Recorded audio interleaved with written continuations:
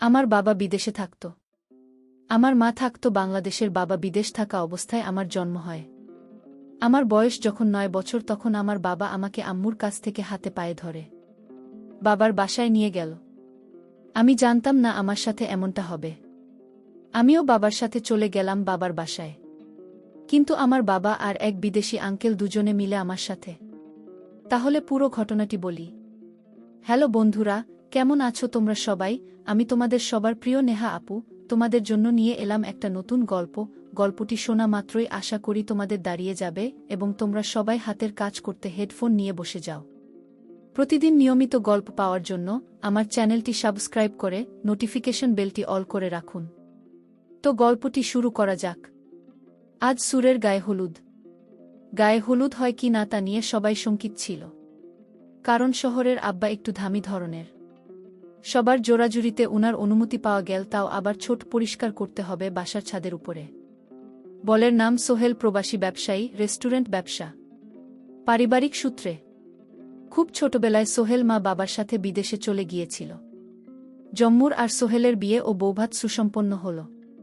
বিয়ের ঠিক 1 মাস পর সোহেল বিদেশে চলে গিয়েছিল। বকে যাওয়া সোহেলের আব্বাও আম্মা চেয়েছিলেন বাঙালি নারী বিয়ে করে সংসারী হোক সোহেল।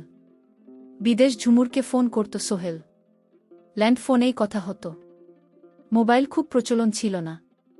বিয়ের 2য় মাসের মাঝামাঝিতে যুবক যখন কনসিভ করল, সবাই খুশি হলেও সোহেল খুশি হয়নি। সোহেল আস্তে আস্তে ঝুমুরের সাথে যোগাযোগ কমিয়ে দিল। আসলে তখন সোহেলের আবার সেই আগের প্রেমিকার সাথে পুনরায় কথা বলায় মেতে উঠেছিল। এদিকে যুগনূর যখন অস্থির হল যে আমার পেপারগুলো তৈরি করে পাঠাও, তখন সোহেল ঝুমুরকে বোঝালেন পেপার এখনও তৈরি হয়নি। পেপার তৈরি হতে আরও দেরি লাগবে। আর 7 মাস হয়ে গেলেও প্লেনে উঠতে দেবে না। তোমার এই শরীর নিয়ে এখানে আসার দরকার নাই, বাংলাদেশ করে তারপরে তুমি বিদেশে এসো। সোহেলের আব্বা কিছু আঁচ করতে পেরেছেন। ঝুমুরের সাথে সবসময় ফোনে খোঁজখবর রাখতেন। এদিকেও সময় ঘনিয়ে আসছে, ধীরে ধীরে সোহেল ফোন করে না।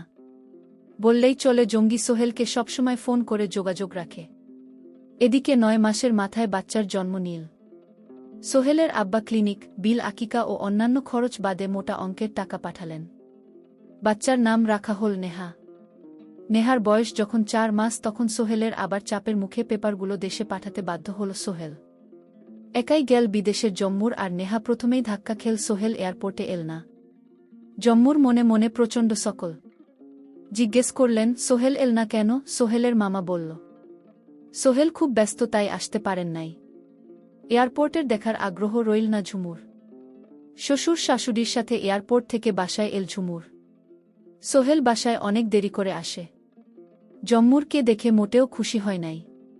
কিন্তু নিজের মেয়েটাকে, নেহাকে কোলে নিয়ে মাই বেবি বলে কেঁদেছিল। বাবার কোলে উঠে হেসে দিল নেহা। প্রথম হাসিটা দেখে মনে সত্যিই মায়া জন্মাল সোহেলের। 2-3 দিন নাকি সোহেল বাসা থেকে বের হয় নাই নেহার জন্য। সোহেলের আব্বা ঝুমুরকে বলে, দেখো, সোহেল সম্পূর্ণরূপে বদলে গিয়েছে নেহার জন্য। সোহেল নেহার জন্য পুতুল, খেলনা, জামা, অনেক কিছু গিফট কিনে আনলে এবং খুব ভালো আচরণ করতে লাগল, যাকে বলে পুরোপুরি চেঞ্জ। আসল ঘটনা শুরু এখান থেকেই। মনে মনে খারাপ ফোন দিয়েছে সোহেল। জম্মুর কিছুতেই বুঝতে পারেন না। খুব বেশি সরল মনেই সোহেলকে বিশ্বাস করেছিল। বিদেশে যাওয়ার 2 মাস পর একদিন সোহেল বলল, ঝুমুরকে আমি বাংলাদেশে যাচ্ছি ব্যবসার কাজে, তুমিও চলো, মাত্র 5 দিনের জন্য। যাও আসা 2 দিন, মাঝখানে 3 দিন। নেহাকে নেওয়ার দরকার নেই, কষ্ট হবে। 6 মাসের বাচ্চাকে রেখে আসতে রাজি হল না জম্মুর। কিন্তু সোহেল বোঝালে, রকম সুযোগ আর হবে না। তুমি হয়তো আর 3-4 বছরেও যেতে পারবে না। কি বুঝে চুমু রাজি হয়ে সোহেলের সাথে বাংলাদেশে আসল। ঠিক দুপুরবেলা বাংলাদেশের সোহেল আর জুর আসল।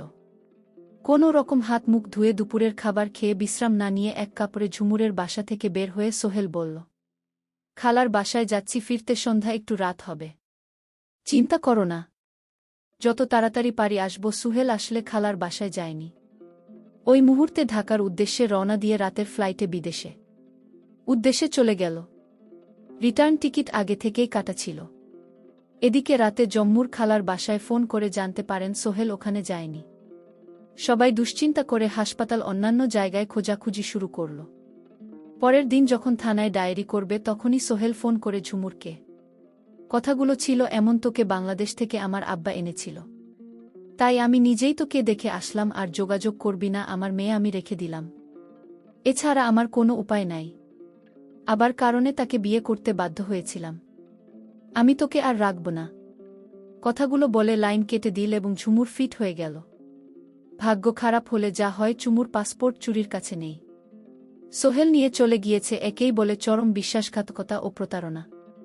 যদি বুঝতে, ঝুমুর নতুন করে পাসপোর্ট করে জম্মুর আবার 3 মাস পর বিদেশে গেল, জম্মুর চাচার বাসায় গিয়ে উঠল। জম্মুর কোর্টের আশ্রয় নিয়ে নেহাকে ফেরত পেল। তখন সোহেল আবার ঝুমুরের সাথে সংসার করতে চাই। জম্মুর ও রাজি হল, কিন্তু ঝুমুর চাচা ও আব্বাকে ও রাজি হলেন না। জঙ্গি সোহেলকে ডিভোর্স দিল। এদিকে কোর্টের সিদ্ধান্ত অনুযায়ী নেহাকে সোহেল মাসে 2-3 দিনের জন্য নিয়ে যেতে পারবে নিজের কাছে, এবং প্রতি মাসে সোহেল নেহাকে নিজের কাছে নিয়ে রাখে। নেহার বয়স যখন 1 বছর, তখন ঝুমুরের আবার বিয়ে হয়। বাংলাদেশ থেকে আসা আপন চাচাতো ভাইয়ের সাথেই সোহেলের মনে মনে এটাই চিন্তা ছিল, আমি বিদেশে থাকি। সোহেল কিছুতেই বিষয়টা মেনে নিতে পারল না। ঝুমুর পরবর্তী বিয়ের জীবনে বেশ সুখেই আছে। 1 ছেলে ও আরও 1 মেয়ে হয়েছে ঝুমুরের।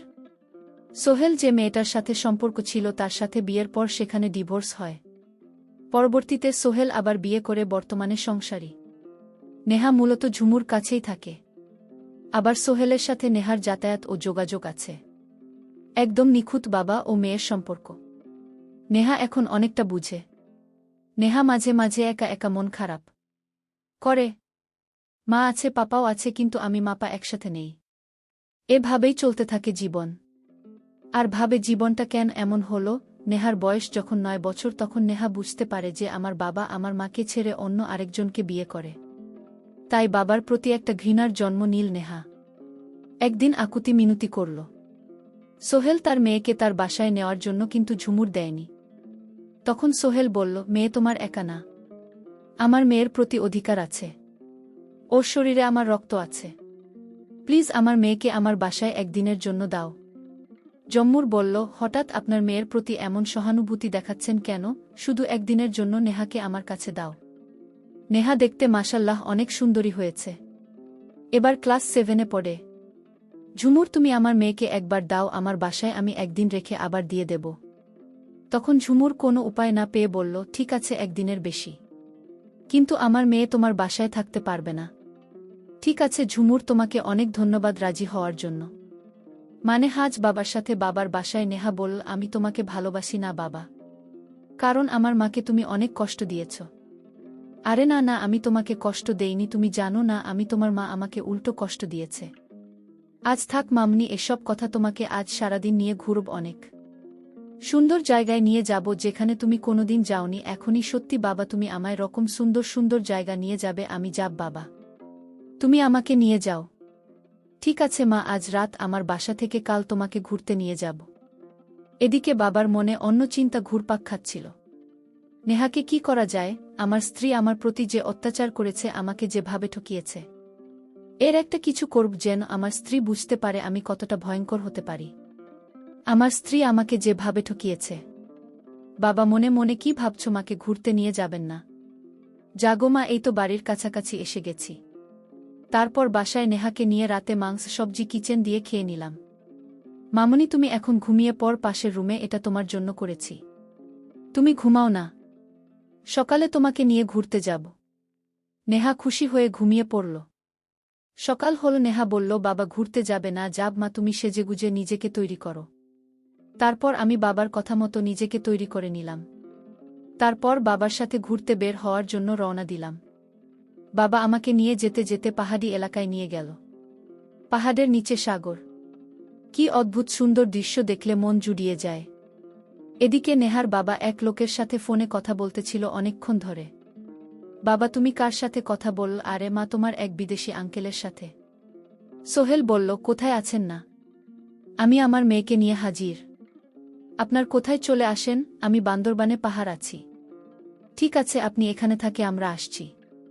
নেহা বলল, বাবা চলো এখন অন্য কোথাও যাই, এখানে আর ভালো লাগছে না বাবা। আরে মা, তো মা, এক বিদেশি আঙ্কেল আসবে তোমায় দেখতে। আমি বলেছি আমার মেয়ে অনেক বড় হয়ে গেছে। তখন তোমার আঙ্কেল তোমায় দেখতে আসছে, তোমার জন্য গিফট নিয়ে আসছে। বাবা সত্যিই আমার জন্য গিফট নিয়ে আসছে। এতক্ষণে তখন বিদেশি আঙ্কেল হাজির হল। তখন সোহেল বলল, এ হচ্ছে আমার মেয়ে নেহা।